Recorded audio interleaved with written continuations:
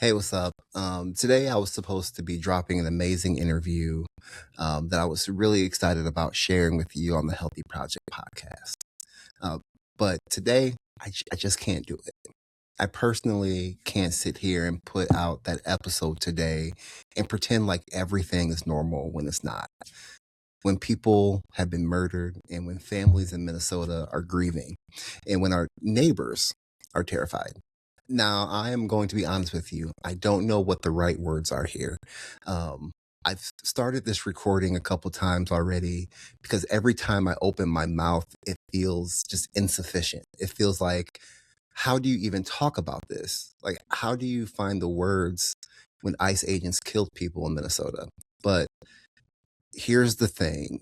Healthy Project Media and this podcast was created to shine a light on the inequities. That's literally why this exists, to talk about the systems that harm people, to make visible what people try to keep invisible. And right now, in this moment, I realize that even though I don't have the perfect words, and even though I don't know exactly what to say, I can raise awareness. So that's what we're going to do today. Now, if you haven't heard, and I don't know how you couldn't have, but just in case, there were killings by ICE agents in Minnesota. People have died and families are destroyed. And communities across the country are watching this happen and feeling absolutely terrified about what it means for them and for their families and for their neighbors. And I need you to understand something. These aren't just headlines. These are human beings who woke up that morning not knowing it would be their last day. These are parents, siblings, friends, community members, people living real lives who are no longer here.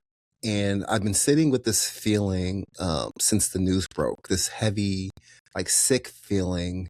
And part of me was like, should I even make this episode? What can I possibly add to this conversation? I'm not on the ground in Minnesota. I'm not an immigration attorney. I'm not an organizer who's been doing this work for years. But I just have to continue to remember why I started the show. You know, silence is a choice, and it's a choice that protects systems of harm.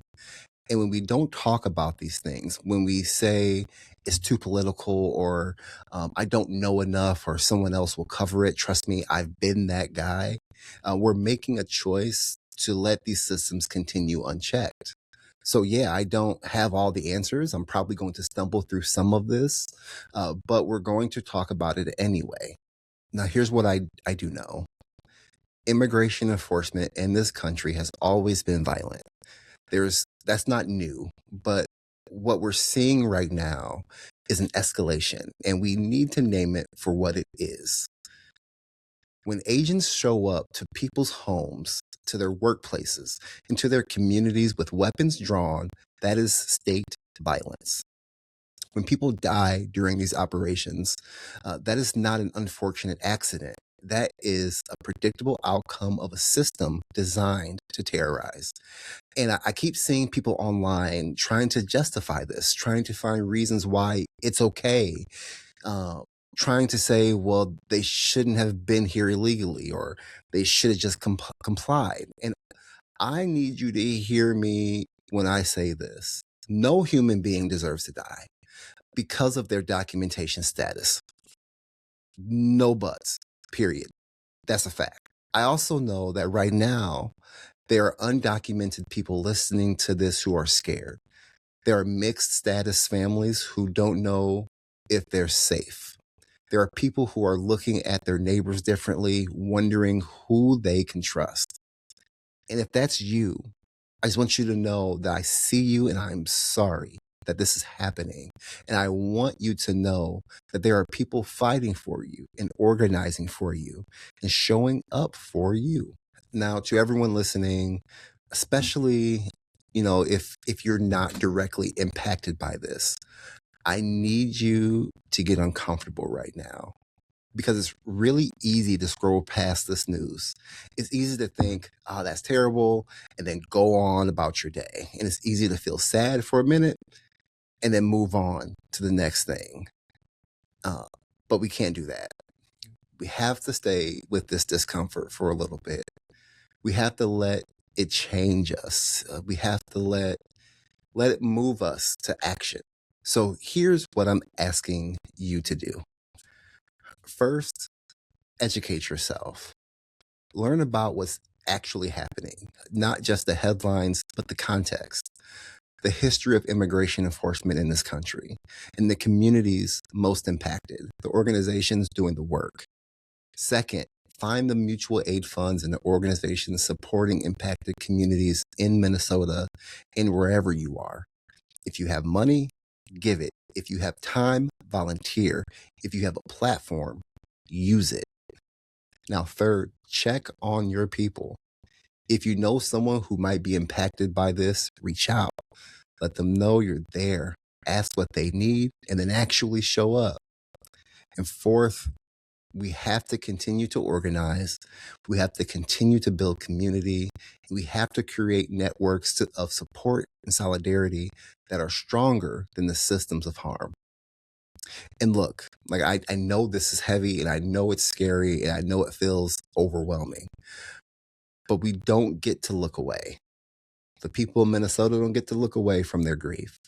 The families who lost loved ones don't get to look away from that pain. And the communities living in fear don't get to look away from that terror. So we don't get to look away from our responsibility to stand with them. I'm going to put a bunch of resources in the show notes of organizations to support, places to learn more, ways to take action. I'm going to keep updating that as I find more information. And I know I said I don't have the right words, and I still don't, but I think maybe there aren't right words for something like this. Maybe the point isn't to say the perfect thing. And maybe the point is to refuse to be silent and to refuse to let this become normalized, to refuse to let people's death be just another news cycle that we forget about in a week. Now, that interview I was supposed to drop today, we're going to release it next week because life goes on and the work continues. But today needed to be about this. Thank you for listening. Thank you for caring, and thank you for being willing to sit with this discomfort. To the families grieving in Minnesota, I'm so sorry. Your loved ones mattered and their lives mattered, and we won't forget them. Again, thank you all for listening to the Healthy Project podcast. I'll holler at you next time.